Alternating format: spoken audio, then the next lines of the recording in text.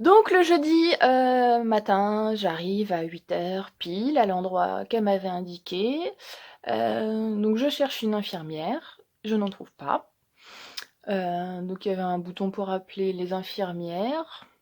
Donc j'appuie dessus, il y a personne qui répond.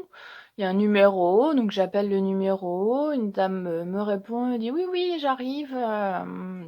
Je suis en train de faire une chambre. Bon bah écoutez, elle fait son travail, la pauvre dame, voilà, elle était toute seule dans le service, comme bien souvent malheureusement dans les hôpitaux. Elle faisait son service, elle arrivait après, donc j'attends un petit peu. Donc je patiente. Au bout d'un moment, elle arrive. Je lui dis que j'étais là pour un IVG, etc. Elle me dit bon bah très bien, installez-vous dans cette pièce-là. Elle me pose plusieurs questions. Elle me dit très bien, bon bah elle me laisse 5 minutes, 10 minutes, un quart d'heure, et puis elle revient, elle me fait vous avez pas d'ordonnance avec vous? Je dis bah non. Elle dit parce que j'ai pas d'ordonnance dans l'ordinateur. Ah bon bah non, moi j'ai pas d'ordonnance non plus. Ah bah il me faut une ordonnance hein, pour avoir le médicament, hein, je peux pas vous le donner comme ça. D'accord. Donc elle dit bah je vais vous faire patienter parce que il faut qu'un gynécologue me fasse l'ordonnance avant que je puisse vous donner le médicament. Sauf qu'ils sont pas encore arrivés, donc je vais les solliciter dès qu'ils vont arriver. D'accord. Donc je retourne dans la salle d'attente, je patiente, jusqu'à 9 heures moins le quart. Je commençais le travail à 9 heures, j'avais une demi-heure de route, hein. Donc on est content quand c'est comme ça. Donc 9 heures moins le quart, elle me dit c'est bon, j'ai l'ordonnance, machin. Donc elle fait son petit blabla, je prends mon médicament et je m'en vais. Il était 9 heures, je pars à 9 heures de l'hôpital. Donc je me dépêche vite vite sur la route. Entre deux, bah mon employeur qui s'inquiétait, l'agence d'intérim qui m'appelle. Oui, qu'est-ce que tu fais? Pour ne pas dire ce que j'étais réellement en train de faire, je dis bah j'ai crevé sur la route. Le temps que je change mon pneu, voilà, là je suis sur la route. J'arrive bientôt, voilà. Donc maintenant, bah, je suis désolée si mes anciennes collègues me voient sur cette vidéo. Effectivement, je n'avais pas crevé un pneu, j'étais juste à l'hôpital en train de prendre un cacheton super génial pour pouvoir avorter. Voilà, ça me libère d'un poids entre guillemets. Voilà, donc ma journée au boulot se passe normalement. Donc le jeudi se passe. Le vendredi, voilà, je me réveille, rien de particulier.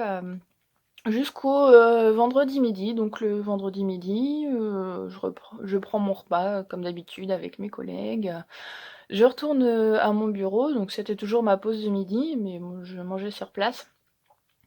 Et là, bon, ça va pas être très glamour, hein, mais honnêtement, je sens que dans mon slip, ça se passe pas très bien. Voilà, je pense, enfin, que j'ai eu une bonne perte de sang. Et donc je regarde dans mon sac à main, j'avais pas de tampon, j'avais pas de serviette, j'avais rien du tout. Donc bon bah je file au magasin le plus proche, prendre ce qu'il me faut. Je reviens donc à mon travail, je file aux toilettes et honnêtement, j'ai à peine eu le temps de m'asseoir que là j'entends un plouf. Mais vraiment quoi. J'ai pas regardé ce que c'était, j'avais pas envie de voir, j'avais pas envie de me dégoûter plus que ça. Mais franchement, ça m'a un petit peu choquée. La gynéco que j'avais vue, enfin c'était même pas une gynéco, c'était une interne. La gynéco que j'ai vue m'avait pas du tout parlé de ça.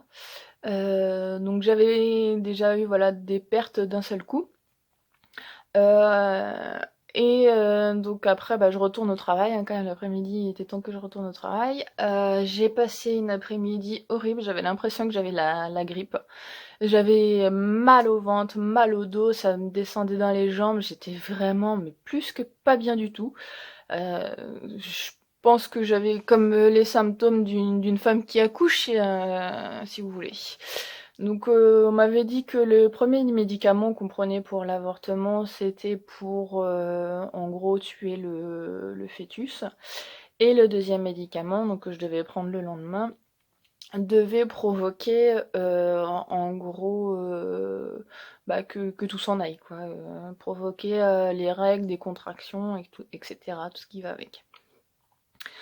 Donc voilà, donc je passe une après-midi de merde. Le soir, ça s'est pas calmé, hein, j'ai eu mal au ventre, j'ai eu mal au ventre toute la nuit. Donc je suis retournée à l'hôpital le lendemain donc avec mon conjoint. Donc c'est pareil, on a attendu, mais bon là c'était pas grave, c'était le samedi, on était tous les deux en week-end, on s'en fichait de perdre du temps. Donc l'infirmière me donne le deuxième médicament en me demandant si tout s'était bien passé. Donc moi je lui ai dit que non, je lui ai expliqué ce qui s'était passé. Euh, voilà. Ensuite passe les 2 heures. Voilà, il n'y avait rien de particulier. Donc on est rentré à la maison. Donc suite à ça, il a fallu que je reprenne un rendez-vous pour faire une échographie, vérifier qu'il n'y avait plus rien.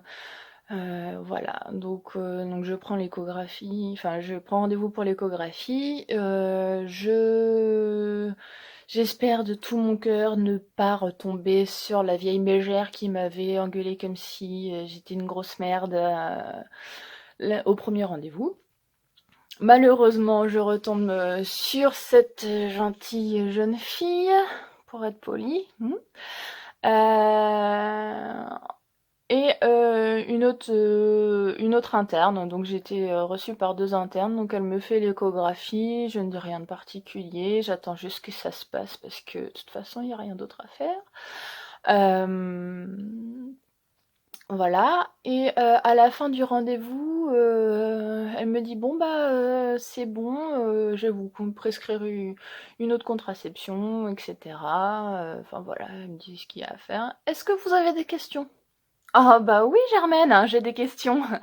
Est-ce que vous auriez pu me dire que j'aurais pu avoir ces symptômes, j'aurais pu voilà, que je pouvais perdre autant de sang d'un seul coup, que je prenne mes précautions, que j'ai aussi mal, je ne savais pas. En fait, elle m'avait rien expliqué du tout. Elle avait juste qu'une envie, c'était que sa journée se termine et puis c'est tout. Mais je suis désolée, mais quand on commence à faire des études de médecine, on prend pas, enfin, je sais pas, enfin, quand t'es médecin, t'es médecin tout le temps, enfin, et puis quand t'as des gardes, t'es censé les faire, tes gardes, Germaine, enfin, pourquoi t'insultes les gens comme ça, juste parce que c'est pas dans tes horaires? Alors oui, peut-être qu'une IVG, ce n'est pas une urgence, comme elle a eu la gentillesse de me le dire sur un ton fort aimable. Pourquoi déjà dans ce cas-là tu m'as reçu? Parce que de toute façon t'avais clairement pas envie de me recevoir et puis je suis désolée, je ne suis pas un chien, je te respecte, tu me respectes. Donc voilà. Je voudrais dire aussi dans cette vidéo que pour les filles qui voudraient se faire avorter, surtout ne faites pas comme moi, n'y allez pas toute seule. Malheureusement, moi j'ai dû y aller toute seule puisque mon conjoint, malheureusement, ça tombait sur ses horaires où il travaillait. Donc il n'a pas pu venir avec moi. Euh, Honnêtement, avec le recul, si c'était à refaire, j'y serais allée avec ma mère, puisque ma mère, elle a du bagou, elle est comme moi, elle a du caractère, hein, on sait de qui on tient. Elle lui aurait rabattu son caquet, cette connasse, franchement. Enfin, voilà.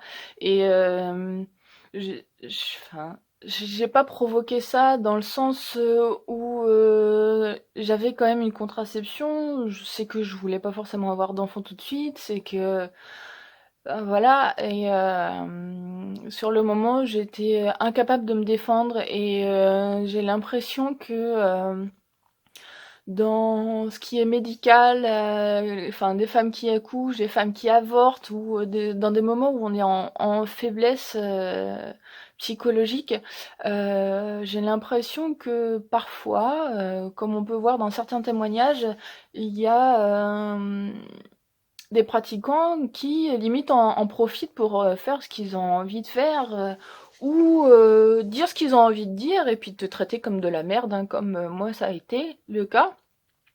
Et malheureusement, je sais que je suis pas un cas isolé.